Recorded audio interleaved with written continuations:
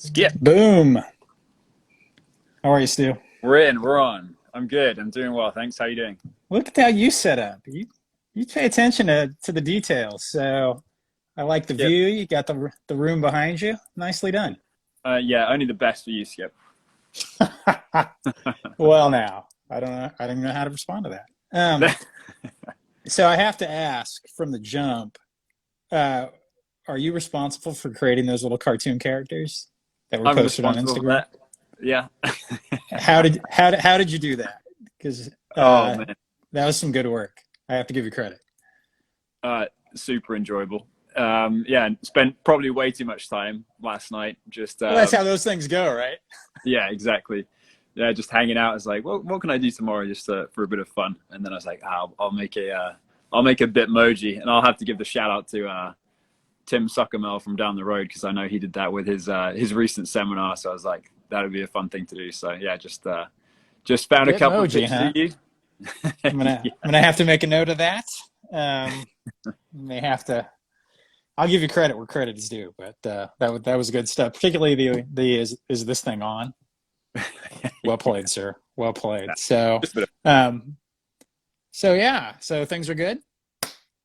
things are great. Things are really, really good. Summer has arrived in Milwaukee, and yeah, life is good, man. Nice. So Great. we initially decided to do this for a very specific reason, which is your launch of My Momentum. Hmm. And I thought the best thing we could do, despite the fact that it's already seems like it's banging already, you're sold out like your first round. Maybe Yeah. we should just start with the simple. What are you up to? Can you explain for folks what My Momentum is? Yeah, absolutely. Yeah. It's been bubbling in the background for probably, I would say, like the last 3 years. I think the initial idea came to mind in 2018, and it really was born out of seeing many young coaches come through our facility and through many other strength conditioning suites as well, and seeing that the struggles that they have on the other side as they leave from their first, second, third, fourth, fifth, whatever internship or developmental experience, and there's still all these hurdles that they have to kind of jump through, and quite often you kind of see these talented and passionate young coaches have to stop before they've really even been afforded the opportunity to get their first start in the industry. So yeah, back in 2018, I thought, what else can we do to help these young coaches rather than just provide, hopefully, a good kind of fellowship or assistantship experience under established coaches. And so I thought, well, maybe a seminar would be a good idea, but one that specifically speaks to young coaches and helping them to really give them like strategies and or frames of reference for how to move ahead in the field. So it was bubbling around in 2018. I feel like, as with most strength conditioning coaches, things get busy and kind of projects get sidelined. But I would say a silver lining of what's happened this whole past year really is that I've been afforded a bit more time to kind of just think and dive into things. So after a bunch of conversations with various different people, it was the right time just to go for it really. And if it ended up failing and falling on its face, then at least you went out trying, type of thing. But yeah, it seems to be received Yeah, really, really we well. know a little bit about that. So Yeah. I'm completely with you there. Yeah. Yeah. So we're hoping it's going to be a good success, but we can obviously talk more about it. Oh, for sure. I'm sure we will. So, like 2018, was it kind of a lot of it based on your own personal experience where there were some certain roadblocks you hit, um, and then you could just see other people having them, or I'm just kind of curious as to your own personal experience in trying to grow into the.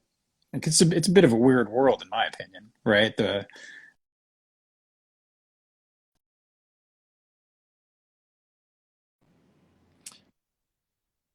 Oh, no worries. much of that really is born out of your own struggles. Maybe struggles is too strong of a word, Yeah. Right. but the challenges you saw. Right. Right. Yeah, I would say it was probably a combination of the two. My introduction into the field with full transparency, there weren't too many roadblocks for me. I think things kind of fell into place well, and whether that was as a result of the efforts I put in, they kind of worked out. Maybe that's one thing, but I feel like there weren't too many struggles for me. There were obviously times where going through various unpaid experiences and really, sticking your neck out and getting out there and getting involved as much as you can just to learn under people. Obviously, I went down the route that many do in terms of get your first couple of internships under your belt, try and find a GA position, apply to everything under the sun, and then didn't have any success with that. And so yeah, I've kind of felt those struggles too, but certainly having been brought on at Marquette and served as the internship coordinator here, it's more so been having seen the struggles of the 50, 60 young professionals that have come through since I've been here. Only really a handful, still remain within the field. And many of them, again, had to kind of stop before they really even found their feet properly. Whether that's due to the fact that they just didn't have they didn't have the strategies to be able to grow their network or understand what that meant, or they didn't have the financial kind of solvency to be able to travel to an internship that they thought they'd be able to learn more from and stuff like that. So yeah, it just seemed like all these struggles and all these, I guess you could call it like inequities in a way, just built up. And I thought, it's time to kind of try to do something about this by providing some kind of space or platform in which these young coaches can connect with one another and also connect and have a seat at the table with established coaches who they otherwise, probably wouldn't have been able to meet. So that was the primary goal behind, what has been happening in the last couple of months and what will happen in July, really. And so when it comes to July, maybe it would make sense for you to kind of touch on who the experienced speakers are, but is it a case where you're having those speakers speak to their own experiences and provide their own themes, or is there kind of some commonality that My Momentum has said, well, here's a stack rank of the top 5 challenges that you're going to face, and then you're having people speak to that, or how are you going about kind of telling those stories? Yeah, right. Yeah, we have six super stellar speakers this year. We have a 50-50 split between male and female coaches and practitioners in the field. And so it's largely this year, it's been coaches in the field that I have either got to know over the last couple of years or a kind of second order connection through one of those people. So we have Ron McKeefery at CSU Fresno, who I did an internship under in 2015. John Waggle, who's with Kansas City Royals, and then Dan Howells, who's with Great British Rugby Sevens at the moment, formerly with the Houston Astros. And then on the female side, we have Stephanie Mock, who just took the position at Pitt. Marissa Viola Davis, who is now, still at play, but in the Northeast regions. And then also Rachel Balkovich, who's just obviously a stud with the New York Yankees. So to answer your second question, they are the theme of this year really, yes, is about providing experiences, telling their kind of unique stories, talking about the successes, but importantly, the failures they had along the way and why those were important and maybe in shaping their trajectory of where they went next. But also the goal is to provide a very interactive environment. So it's not really going to be I'll sit and talk at you for an hour, and it's going to be a very kind of stale and stagnant model of transactional seminars that you tend to see around. So we're really going to try and make it as interactive as possible. And Dan Howells, one of our speakers, he has his own webinar and professional development series, and he does a really good job of making it super interactive. So that's kind of the model that we're trying to follow. And yeah, so as I mentioned, this year is mainly about providing those strategies and just giving these young coaches a bit of an insight as to what is it actually like when you graduate from your undergraduate or your postgraduate degrees and you step into a weight room environment that happens to have a toxic culture, or you have a coach that is has a lot of hands in the pot, so to speak, as to what they want you to do and not necessarily allowing you to do your job. How do you handle those kinds of situations? So that's really going to be the theme of this year. It's going to move pretty far away from the true X's and O's of strength conditioning and programming and prescription and stuff like that. We're trying not to beat the dead horse of many other seminars that are out there, and provide something that's slightly different, really. So that's the goal. And so, can you tell people a little bit about like how you launched and where you're at with what's happening in July? Yes, so we launched in three or 4 weeks now, since the initial launch, and it's been great. Like the amount of it's spread around the US, and it's like kind of moving overseas a little bit now as well, has been awesome. We've had a ton of young coaches and aspiring coaches join the seminar, and I've obviously purchased tickets to the seminar in July. And then many established coaches who have just reached out personally to say, how excited they are that this has happened, really, because they feel like this has been much needed for a long time. There hasn't really been anything out there that services these young coaches, especially coaches that tend to be unaffiliated. They're not necessarily part of a larger organization or university that they've been with for a couple of semesters. It's very difficult for them to be able to travel to national conferences and networking events and have the money to be able to do so. So it's been great. So yeah, we sold out the 50 tickets within the first 10 days of launch, and we're currently kind of having conversations between the team within My Momentum, which is only three guys, but the three of us, and also reaching out to some of the speakers as well to throw out the idea of how many more tickets could we release, knowing that we want to really keep it as interactive as possible and not kind of, again, dilute the experience too much. So we're figuring that out, but we're pretty confident that sometime in the near future we'll be able to invite a few more attendees to come and join as well.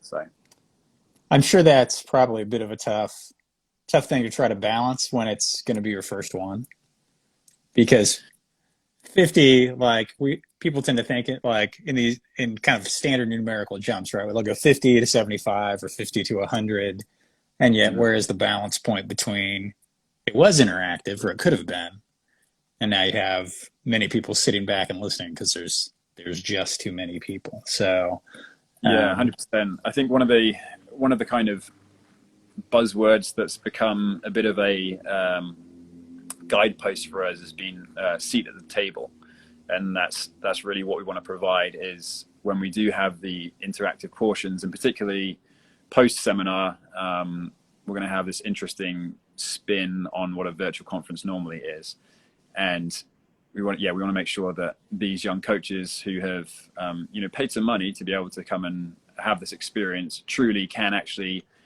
in a virtual environment, walk up to Coach Ron McKeitfrey and walk up to Roche and actually have a one-on-one conversation, because we're going to provide an environment in which that's possible, rather than having exactly 150, 200 people, and it just becoming like a bees to the honey type of analogy. So yeah, we're trying to figure that out right now, but we're pretty confident we'll still keep it pretty small, because the goal is quality, for sure.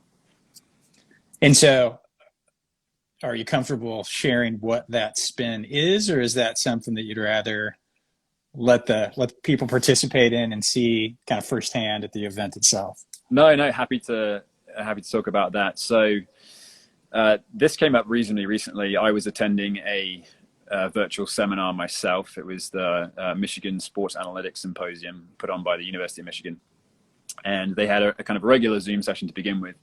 And then at the end, what they would normally do in person is they have obviously their poster presentations of all the analytical research their students have been doing.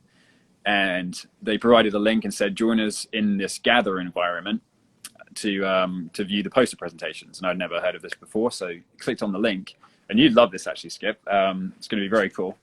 It's almost like an 8-bit computer game. So it's in the browser itself. The company is called Gather. They're a newer company. And when you click on the link, you get redirected to this page online, and you create your little character that looks, almost like Super Mario, a very pixelated Super Mario, and it dumps you into the environment, and all of a sudden you see all these other people who are popping up as well. And we'll create this environment in which you can move your character around on the screen, and as you come closer to individuals in a hallway, for example, our videos, just like we see right now, would pop up and our audio would become clearer and we'd be able to start having a conversation. And if a third person came closer, their video would merge in as well and they could have a conversation with us. And so we're going to make this this pretty cool space, and that's going to be on the fourth hour really of each day. We'll have at least 45 minutes to an hour within this gather environment where, just like I say, it's going to be a super organic way for people to really move around and interact and have conversations with fellow attendees, to again have like one-on-one or group conversations with the coaches that we have speaking. Come and speak with others as well about various things like the grant fund. Come and speak with our partners in performance, like you guys. Obviously super welcome to be in that environment as well. So it's going to be cool. I'll have to check it out just for this gather business. So sorry I talked over you, but it sounds like kind of a Sims combined with video conferencing. That sounds pretty cool. So yeah, exactly. The nerd side of me will definitely want to check that out just to see what's going on. So I might have to drop. Apparently, you can drop PNGs in the environment, so I might have to drop a few more of your Bitmojis here and there. Well, that's dangerous, but fair enough. You mentioned the grant fund, and that is something I actually kind of had in my notes to talk about. So, at risk of making an assumption, one of the challenges I know young coaches face is a lot of internships are unpaid. They want to go places to grow their network, to try to tick some things off that like coaches that they have worked under have told them to do, but it's just not feasible. Is that part of what your grant fund is looking to address, or what can you tell us about that? Absolutely. Yeah, I think you hear it all the time. You hear coaches, and I was guilty of this as well previously, coaches telling aspiring coaches to go do your internships, gain experience coaching yourself, get your certifications, go to networking events. And especially if, again, you're working in an unpaid environment, those things are costly, and they can be very costly. If you imagine like somebody from the Northeast segment of the US wanting to fly to Vegas for a national conference, and they have to pay Vegas hotel prices, Vegas hotel food prices, it's probably going to cost them upwards of $800,000-$900,000 for that 2 or 3 day event type of thing. So it's just it's very out of reach for many people. And so that's exactly what we wanted to do. 100% of the ticket revenue that is generated from the event is just like spun 180 and shot back out at the attendees, basically. And so there's going to be a process that we're kind of working through right now as to how that's going to work. But that is our, like, I guess, our promise and our guarantee and our commitment to redistribute 100% of those funds, again, to try to help however many young coaches we can with getting a certification that they need, or attending another seminar that they've really wanted to go to, or whatever it might be. Like I say, we're still trying to figure out how we're going to make that the most equitable process we can. Sure. But yeah, very excited about that. And we're hoping to almost begin to start creating, like, for lack of a better term, like an alumni base to the My Momentum Grant Fund, whereby those who have been awarded return in subsequent years and kind of almost like pay it forward in terms of the experiences they've had as a result of being able to get this certification or go to this other seminar or something like that. So absolutely, it's about philanthropy and spinning things back around and helping more people, really. Yeah, I'm sure that is a balancing act that you're probably always going to be working on to some degree, because if you want to keep the events somewhat small so it's interactive, is going to limit sort of the top end growth and limit the amount you can spin back. So then I'm sure you want to figure out other ways to do it so that you can help as many people as possible, which is sort of the nature of philanthropy, right? Like, you tend to want to be high touch, take care of people. But then how do you do it in a way where that maintains its meaningfulness might be a reasonable way to put it. So. Right. Yeah. I think you're 100% right. And it's interesting thinking about those things. I try not to get too far ahead of myself in, where this is going or where it could go. But no, I 100% agree that as much as possible, we're going to try and help as many young coaches as possible. And even if there's a young coach that comes to the seminar and they don't necessarily apply for the grant fund, or for whatever reason they aren't awarded grant fund dollars, then we hope the experience itself and the connection that they gain through the experience is enough to warrant them to say, that was a super valuable experience for me, I'll come back next year and do it over again, type of thing. So yeah, we'll see where it goes. But like I say, it's just, let's get this first one done and get some feedback, and then we'll move on to kind of bigger and better things in the future. But we do have some plans. We've got some things in the pipeline already. I'm sure you do. I am going to ask one more forward-looking question, if that's cool. Yeah, sure, yeah. Which is, do you envision this always being a virtual event, or as we come further out of the pandemic, will there be some live combined with virtual, or how do you have thoughts on that, or am I jumping too far ahead again? No, not at all. Our goal is to get to an in-person event as soon as possible. And we've been speaking with our partners in performance, and you can read that as our sponsors, as well as various other coaches in the field, as to whether they think that would be something that would be valuable to them and be feasible in general to be able to put on something like that. Again, knowing that the whole point of the seminar, right, is to help these young coaches, knowing that they are not financially solvent to be able to spend the equivalent money that you see on other in-person seminars. And so in order to keep that price point in a reasonable range for them, we have to think about what's the trade-off there, and is it really possible? And we think it is. We think we can make it happen. And so we're calling that a kind of reach to region model. So the reach model being the virtual, the online, the as accessible as possible.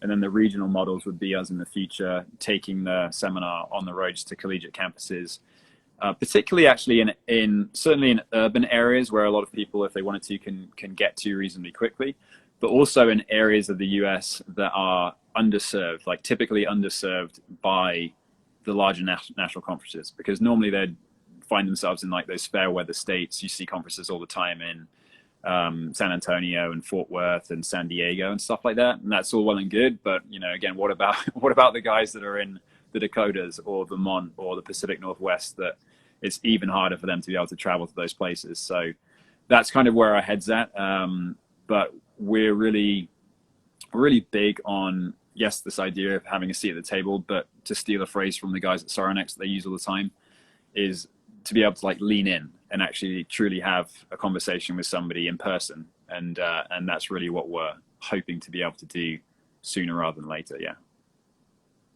Makes sense. Mm-hmm. Well, when it just took 10 days to sell out 50. Yeah. Probably speaks to a bit of a need, right? So those are good problems to try to tackle, right? Absolutely. So, I thought I'd kind of flip things around to this idea of asking you questions as if I were that young strength and conditioning coach, right? So I know I want to get into the field. Like, I see the website.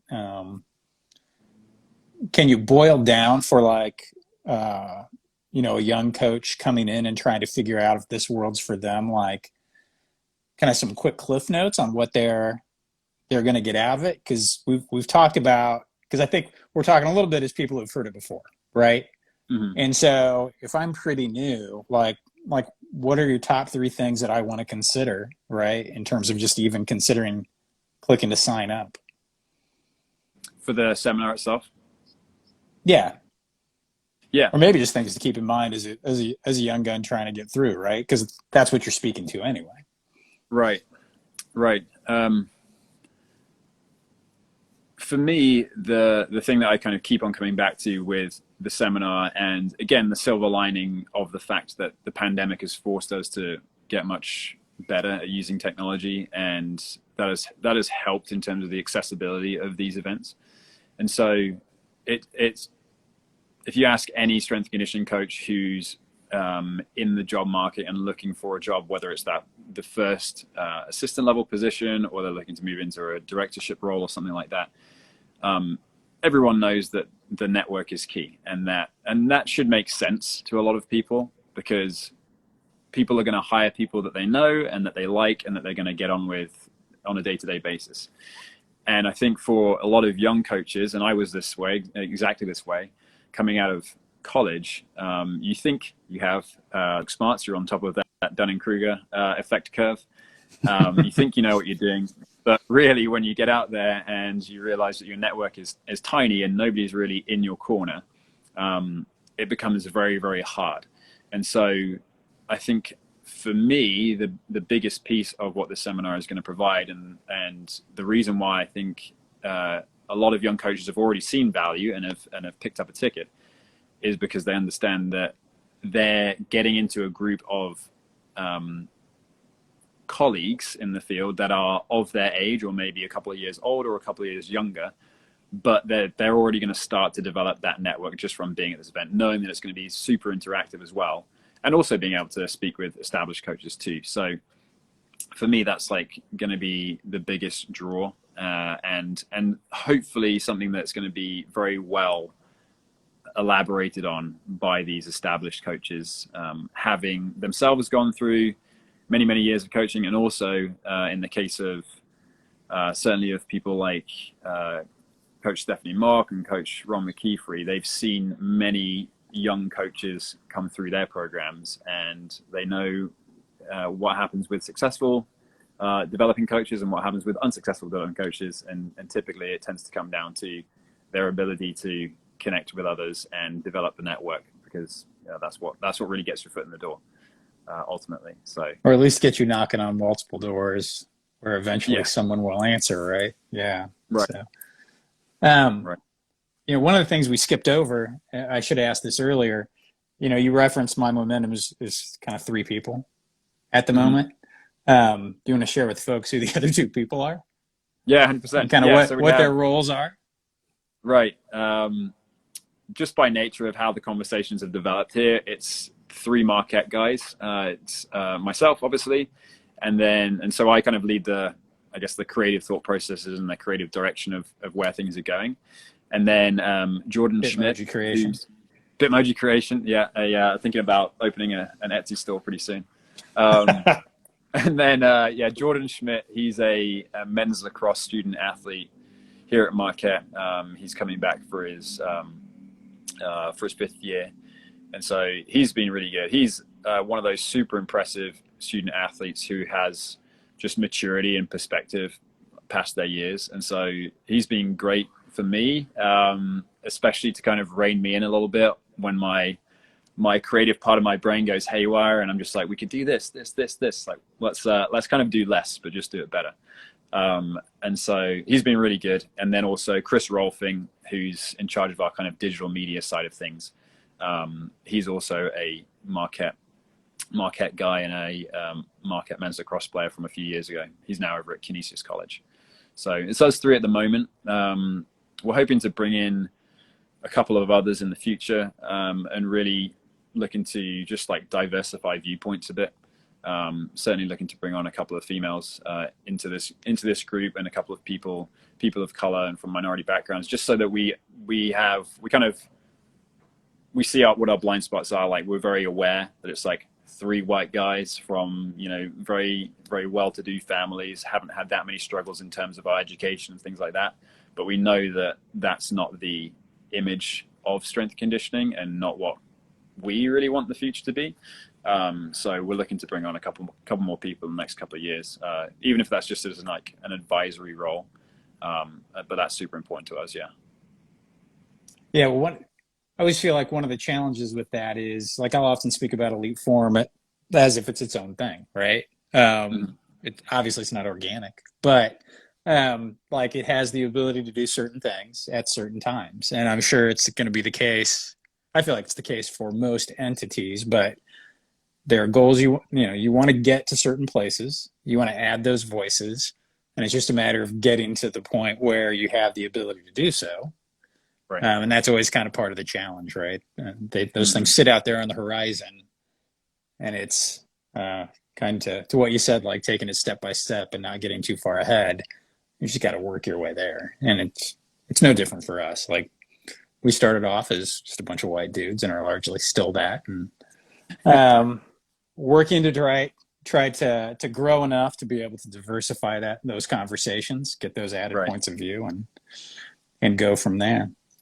Right. So what about obviously I'm an amateur podcast host, right? So what about my momentum have we not talked about that we should? Oh man, deep question. Let's see.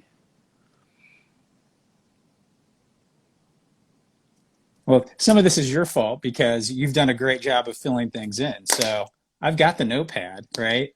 I did the diligence, but then you kept clicking them off. So No, my bad. My bad. No, I think,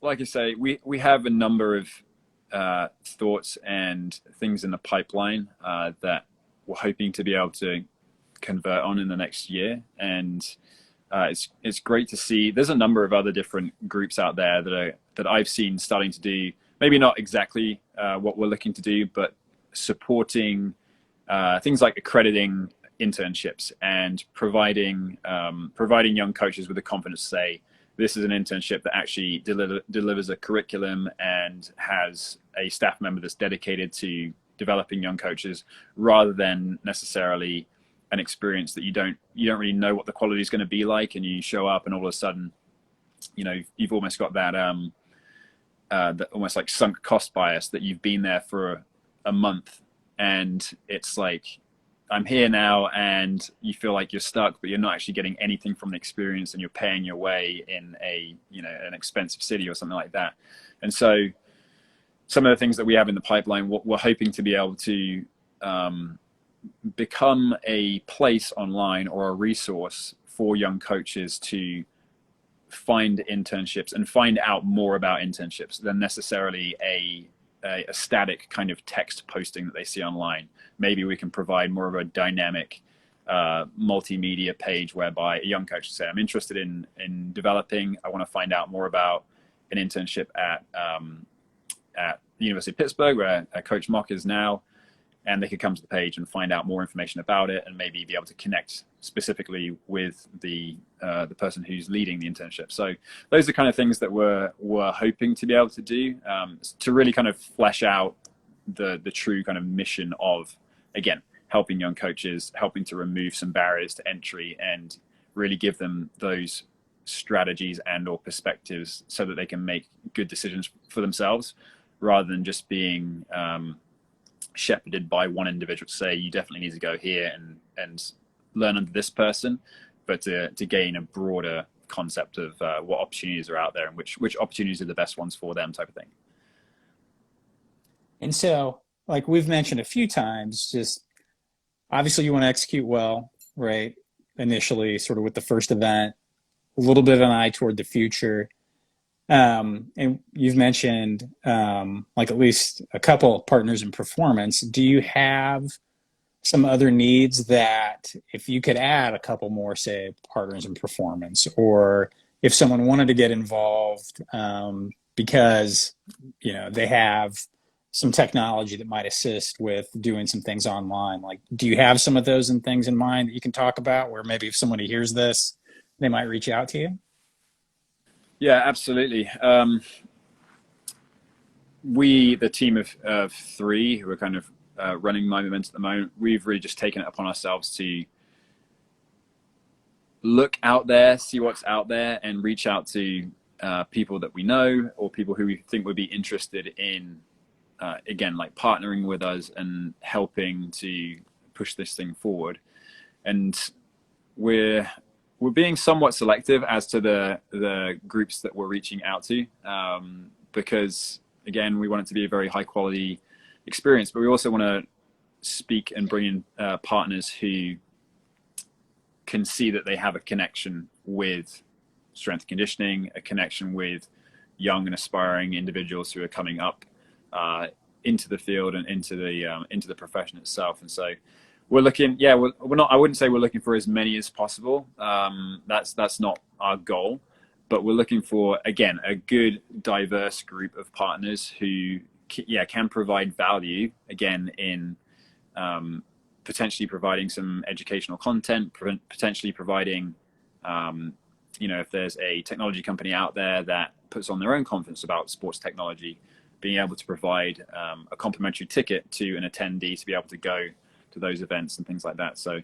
yeah, we're always super interested in having some conversations with people who might want to jump on board with this idea. And I mean, just as with you guys, just as with Vertimax, with Soronex, it was pretty awesome how quickly you guys just said, yeah, this is something we want to be involved in, and we can see why this is needed, and it aligns with what we're trying to do as well. So, let's go, green light type of thing. So yeah, I think if anyone does want to get in touch, I'd be more than happy to initiate those conversations for sure.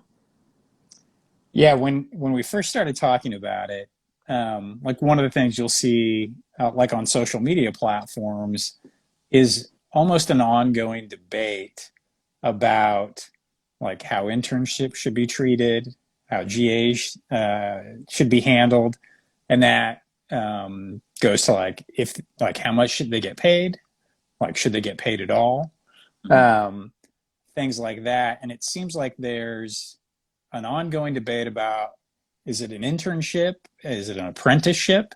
Because oftentimes that's the word I would choose for some of the things that I see. Right.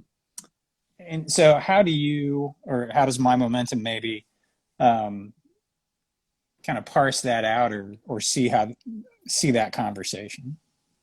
Mm-hmm.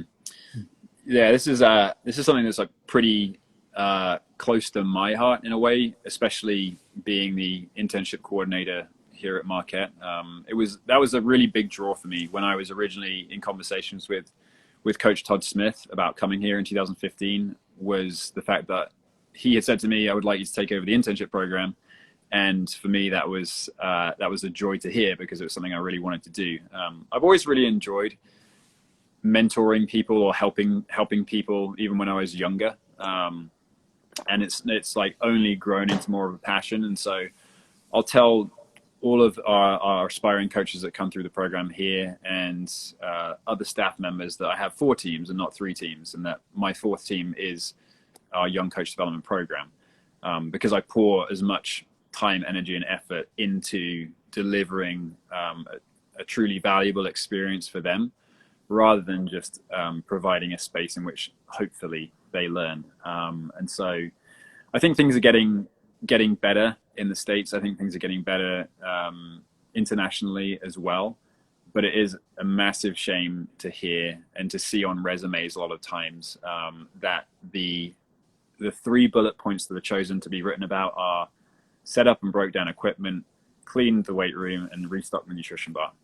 And when I see those on resumes, I'm like, were those the most valuable things? Did you learn other stuff that you could have put, but you just didn't think about it? Or truly were those 3 things that you did, and that was it? And so, yeah, I'm really big on providing like a valuable experience. And it should be, I heard this on a podcast recently, if you're providing a good internship experience or apprenticeship experience, it should be hard work. Like you should feel like you're pouring a ton of energy and attention into those individuals, because you're passionate about what they're going to do and where they're going to go, and it's not just a transaction. I do think the role of the internship in strength conditioning is very unique in my mind, and maybe I have a bit of a narrow field of vision because I've only really ever known the profession of strength conditioning. But I don't really know of that many other professions out there that have this kind of model where almost every undergraduate that comes through college has to have these 2, 3, 4 apprenticeship style experiences before they're even technically allowed to have a shot at an assistant level or entry level position. I go back and forth on the pros and cons of it. I think again, those valuable experiences that young coaches have are very valuable, and I think the reason for that is because, for the most part, not painting too much of a broad stroke on it, but for the most part, universities don't really prepare coaches for being able to coach, because there aren't that many strength conditioning coaching degrees out there, and even then, a lot of them are book-based and theory-based, and it doesn't prepare a aspiring strength conditioning professional to know what to do when they have the whole weight room, and then all of a sudden 5 minutes before the session starts, there's another team on campus that happens to have higher priority that's coming in to use the space, and now you have to go into a hallway and you've got to take 3 pieces of equipment with you and design a session in like 3 minutes.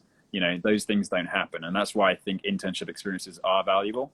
But I do think there is a ways to go in terms of the quality and the ability for young coaches who are looking for experiences to understand what the quality is going to be ahead of time. I think that's really important to get to that point. It makes sense. So you mentioned the man himself, Todd Smith. Yes, 15 years, right? Yeah, just a couple days ago. I'm trying to remember how long have you worked with Todd? I was brought on here in essentially August of 2015. So yeah, going on 6. Well, this is my 6th season, end of 6th season now. Do you have any interesting stories from him that sort of bridge, right? Because he's at the other end, right? Right. In many ways, where he's forgotten more about the experiences than many of us will ever know, right? And so, do you have any sort of interesting anecdotes from him about like his early days, or things he saw in terms of young strength and conditioning coaches that have stuck with you? Yeah, Todd's awesome. He is awesome. So yeah. we sometimes will have, Avery and I will have like little, like who gets to talk to him kind of conversations, right? A little Rochambeau sometimes. Avery usually wins, but no, he's great. He's great. Yeah. Todd has a lot of anecdotes in general, but he's definitely a guy that shoots from the hip, which is one of the best things about him, because you never quite know what's kind of coming around the corner, so he keeps you on your toes. But yeah, he's like the most straight shooting, down to earth, amicable guy. But he will hold you accountable to you know, as a person, as an athlete. If you say you're going to do something, then you better make sure you're going to do it. And so maybe not like an anecdote of his early career, but something that I've always remembered is that we have these 2 weight rooms, obviously the weight room I'm in right now, and the one across the road, the Al McGuire Center, which you guys must have outfitted prior to me getting there. Yeah. 2013, 14 or something. It's been a bit. Right. Yeah. And so Todd's over there, and in his office he has 2 whiteboards, and on his whiteboard, you know, he's always writing down things and ideas and schedules, and then they get erased week on week. But there's one thing that's been on that whiteboard that has never been erased since I've been here, in the top corner, that says demanding versus demeaning. And that like epitomizes what Todd's about. Like, he is very demanding of the effort that the student athletes put in the weight room. He's very demanding of our staff and our ability to provide a good experience for the student athletes, but he's never been demeaning in any way, shape or form to, again, a student athlete or a staff member. I think that's just an awesome quality to have, because he's super consistent with that. And so he pours into our intern coaches just as much as I do. He's always around them. He's always shooting from the hip and asking them tough questions and expecting an answer straight away. But it's great, because there are many other directors of strength and conditioning out there in the US and internationally that have a similar personality to Todd, and to be able to understand where they're coming from and understand that they need an answer like now, it's good practice for them. But yeah, Todd's an awesome guy. Yeah, I remember, I believe it was CSCCA in Salt Lake City. Okay. Todd walks up and just kind of looks at me and goes, "Walk with me." And I was like, all right. You know? And so we walk around. He gave me like bullet points on, like, I'm thinking about these racks, and like kind of how he was thinking about outfitting the Al, and hitting me with questions. And like just the way you described him, I would say is exactly our experience, right? Demanding, but not demeaning. And, you know, not everyone will avoid being demeaning when someone's a vendor, right? Right. But it's always the case. He is happy to push, which I like, right? It makes us better. Absolutely. Um, but then there's always an air of respect, and he always has a little bit of fun with it too.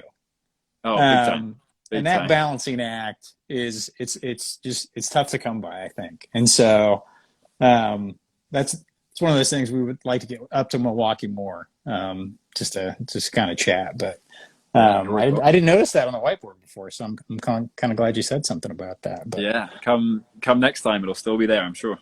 so, what does it take to make it? So, we talked about young coaches, but what do you think it takes to make it 15 years or more, other than being demanding and not demeaning? Yeah, exactly.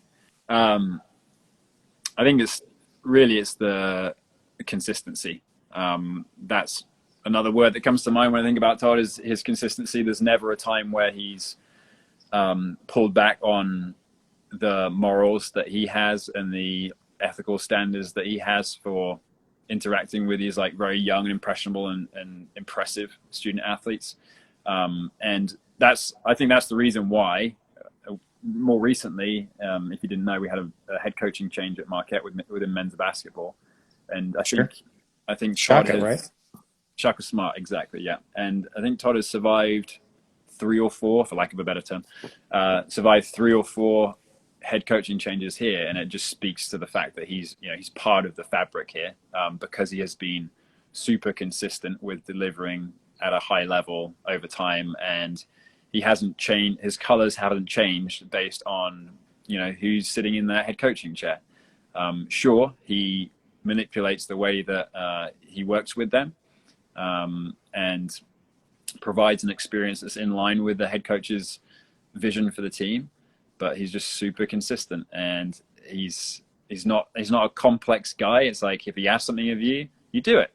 If he doesn't ask something of you, you think, what could he be asking me, and you do it. And so I think the consistency is really king, and yeah, that's what makes him awesome.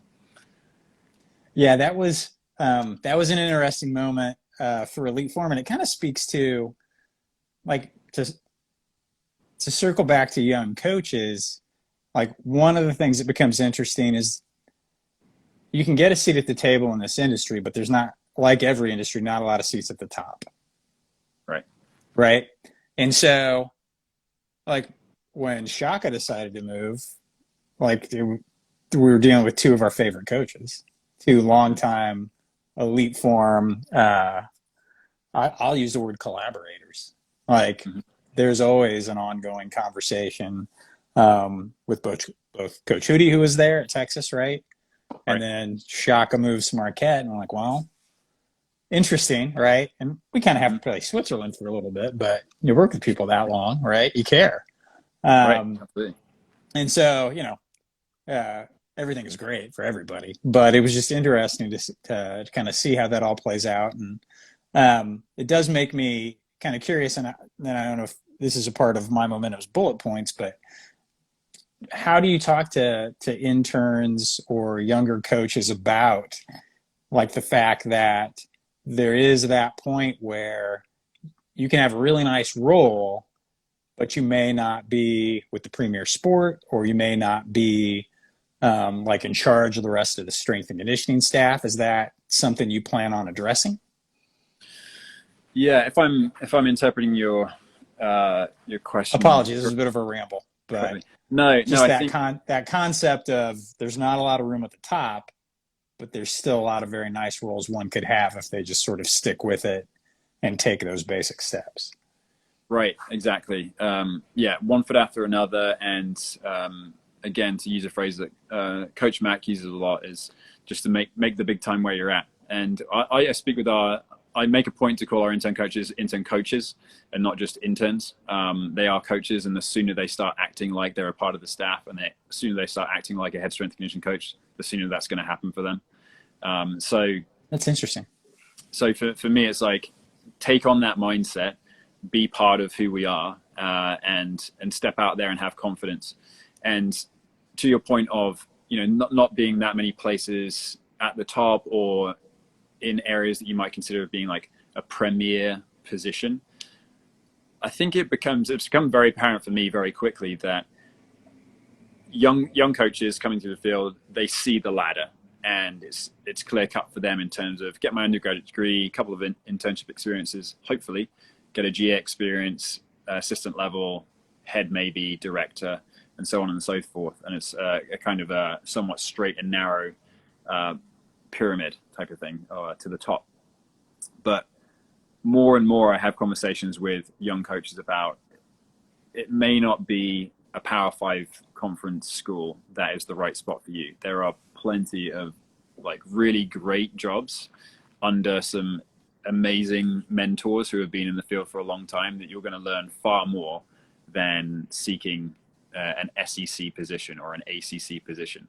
So more and more I'm trying to encourage young coaches to think about the people that they're going to be working with and how they're going to be utilized and what their role is going to be like, to make the decisions about where they want to head type of thing. And it's hard to do when you're young because you just think, I need to get a job now and it needs to happen now, and I'm going to apply to everything under the sun. And if I don't, and whatever comes my way first, I'm going to accept. And it's difficult as a young professional to turn that down. And I'm not saying they should turn those things down, but sometimes the correct no spoken at the right time changes their trajectory in a way that they could have never like thought would be beneficial for them. So it takes some maturity to figure that out, I think. But hopefully that's going to be something that we address in the seminar this year, is the perspective of it's not just about the big time names and the big time programs. That might not be the place where you're going to develop the most type of thing. Yeah, a little bit of a perspective about playing the long game, right? Instead of the Right. quick win, can definitely go a long way, without question. So we're sort of coming to the end of our time. And I'm notorious for getting into a really interesting conversation like this one and running it right up to the point where Instagram cuts it off. And I don't want to do that. And I want to make sure we talk about how people can find My Momentum. So can you share with folks like just where you're at online? Absolutely, yeah. The easiest way to find us is through the website, which is just at www.mymomentumpro.com, and it has all the information on there about what we're trying to do, the kind of mission vision of My Momentum, a couple of introductory videos here and there, and then obviously the speakers for this year. And as the event and the concept of My Momentum evolves, there will be more and more happening on that space. But that also has the links to our various different social media channels. So again, as you've seen, we're trying to be pretty active and engaging on our social channels on Instagram. So it's just the same. It's mymomentum_P on Instagram and Twitter as well. But those are the easiest places to find us. And as you mentioned earlier, if there's anyone who happens to be listening to this in the future who wants to partner or explore that kind of option, then it's probably easiest just to either contact us through social media via direct message, or just using contact mymomentum@gmail.com. Pretty easy to get in touch with us there as well. And do you also, just folks who may not know, have like your own social media? Do you take part in that, or? Right. Yeah. I have my own personal one, just at Stuart Roche 1, on both, I think both Instagram and Twitter. Yeah, I tend to post there every now and again about various things at work, family, whatever. But yeah, happy to connect with anyone there. So I meant to ask this earlier. It's My Momentum Pro. Is there something to the Pro? Like, is that setting the stage for something later, or why is Pro tacked on to the end of that? It may be setting the stage for something later. Yeah. All right, I'll take the maybe as a tease. Maybe that'll be podcast number 2 next time we have a conversation. We can discuss what Pro is. Anything else we should talk about? Details we should provide people? I don't think so. I think we've covered it pretty comprehensively. I mean, we're going to be active all the way up until the event, and then when the event hits, it's going to be those 2 days, July 12th and 13th. That'll be very interactive in the afternoons. We're it's been interesting speaking with a lot of young coaches because they've asked, I've had many different people reaching out saying, will it be recorded and sent out later? Can I sign up if I can't attend? That was my last question. Oh, there you go. And we've decided that to not do that. And not because we don't think it's valuable, because I've been to many webinars and it's been nice to be able to go back and rewatch them and things like that. But again, we're trying to provide an experience that is like interactive, and it's about being there and having conversations. And especially this year when it's about talking about stories about successes and failures, we're just hoping to have this environment where people can actually be very open and honest, especially those established coaches that may be talking about, again, head coaches that they didn't get on well with, and maybe some stories surrounding that. And so looking to kind of protect people's privacy a little bit, but also give the impression and provide an environment in which those conversations can be had. So it's about being there, being at the event, having that experience, and we'll be finding ways to kind of document almost what the conversations that are being had, but not via video format. So that's going to be